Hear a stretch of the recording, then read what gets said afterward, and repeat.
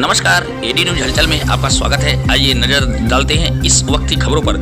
सूरत शहर में असामाजिक तत्वों का आतंक बढ़ता जा रहा है। सामाजिक तत्वों ने मान दरवाजा रेल रिलीफ कॉलोनी में कई वाहन में तोड़फोड़ की। 15 से अधिक असामाजिक तत्व लाठी और तलवार लेकर बस्ती में घुसे, जहां वे समाज में मौजूद लोगों की जमकर पिटाई कर रहे थे। असामाजिक तत्व दहशत का प्रदर्शन करते हुए वहां से फरार हो गए। स्थानीय लोगों ने पुलिस को सूचना दी और मौके पर पहुंची पुलिस ने घटनास्थल का जायजा लिया। पुलिस स्टेशन में लगे सीसीटीवी फुटेज को डीवीआर द्वारा जांच के लिए ले जाया गया था। पुलिस से न डरने के लिए असामाजिक तत्व तलवार लेकर फिर से इलाके में घुस आए। उन्होंने इलाके के लोगों को गाली दी और मोपेड, बाइक, टेम्पो और रिक्शा सहित कई वाहनों में तोड़फोड़ की। स्थानीय लोगों ने पुलिस के प्रदर्शन पर सवाल उठाए।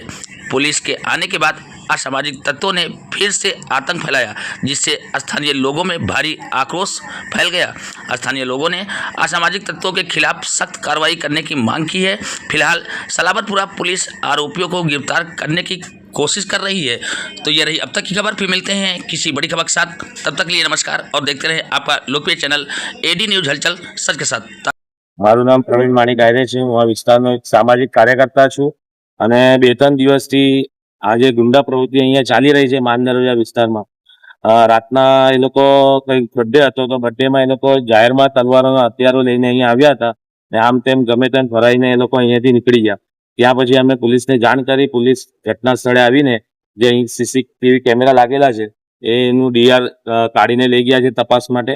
એના પછી પણ એ લોકો રાતના 2-3 વાર આવ્યા અને સવારે 4 વાગે આવીને અહીં સ્થાનિક જે અમારા વિસ્તારમાં રહે છે તે લોકોની ગાડી પાર્કિંગમાં હતી, પાર્કિંગની ગાડીઓ ને નુકસાન પહોંચાડ્યો છે। કાચ તોડીને ગાડીઓને પણ, મોપેડને પણ નુકસાન પહોંચાડી છે।